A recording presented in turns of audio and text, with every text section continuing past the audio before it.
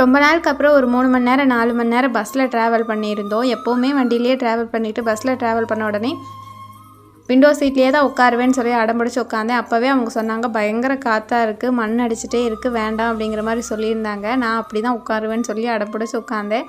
அதோட பின் விளைவு தான் இன்றைக்கி ஜிஹெச்சில் வந்து நிற்கிறேன்.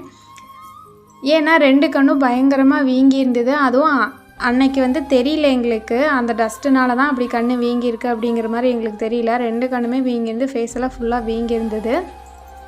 சரி எதுக்கோ ஹாஸ்பிட்டலே போயிட்டு வந்துடுவோம் அப்படிங்கிற மாதிரி நினச்சிட்டு ஹாஸ்பிட்டல் தான் போயிட்டு வந்திருந்தோம்.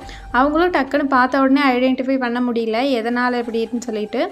வேறு எதாவது ப்ராப்ளம் இருக்குமா அப்படிங்கிறதுக்காக ஃபஸ்ட்டு ஒரு ப்ளட் டெஸ்ட் எடுத்துகிட்டு வந்துடுங்க, அதை பார்த்துட்டு அதுக்கப்புறம் பார்த்துக்கலாம் அப்படிங்கிற மாதிரி சொல்லியிருந்தாங்க. நாங்களும் அந்த ப்ளட் டெஸ்ட் ரிப்போர்ட் வர்றதுக்குள்ளே நாங்களும் என்னென்னமோ யோசிச்சுக்கிட்டு உட்காந்துருந்தோம். எல்லாருமே அப்படி தான். ஒரு ரிசல்ட் வர்றதுக்கு அந்த 1 மணி நேரம் வெயிட் பண்ணுறதுக்குள்ளே போதும் ஆயிடுச்சு. அதே மாதிரி ரிசல்ட் வந்தோடனே அவங்களும் வந்து எந்த பிரச்சனையும் இல்லை, நார்மலாக தான் இருக்குது அப்படிங்கிற மாதிரி சொல்லியிருந்தாங்க. ஹீமோக்ளோபின் மட்டும் கொஞ்சம் கம்மியாக இருக்குது அப்படின்னு சொல்லியிருந்தாங்க. நாங்கள் என்னமோ கண் வீங்கி இருக்குதுன்னு சொல்லிட்டு தான் ஹாஸ்பிட்டல் போனோம். ஆனால் அவங்க வந்து நம்மளுக்கு வந்து இன்னும் இதுவும் நல்லா தான் ஹீமோக்ளோபின் கம்மியாக இருக்குது அப்படிங்கிற மாதிரி தெரிஞ்சுக்கிட்டோம்.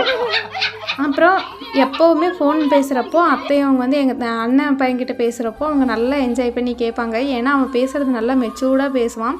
பொதுவாகவே குழந்தைங்க பேசுகிறது கேட்குறதுக்கு நல்லாயிருக்கும், அவன் இன்னும் நல்லா மெச்சூர்டாக பேசுவான். அப்படிங்கிறதுனால எப்போ நாங்கள் ஃபோன் பேசினாலும் அவங்க சொல்லுவாங்க, அவன் எப்போயாவது வீட்டுக்கு வந்தானே இங்கே ஊருக்கு கூட்டிகிட்டு வாங்க அப்படிங்கிற மாதிரி சொல்லுவாங்க. இன்றைக்கி அவன் வந்திருந்தான், ஆடி 18 அன்றைக்கி தான் வந்திருந்தாங்க. சரின்னு சொல்லிட்டு தான் ஊருக்கு கூட்டிகிட்டு போயிருந்தோம். நல்லா என்ஜாய் பண்ணி அவன் பேசுகிறத 1 மணி நேரம் 2 மணி நேரம் நல்லா என்ஜாய் பண்ணி அவங்களும் கேட்டு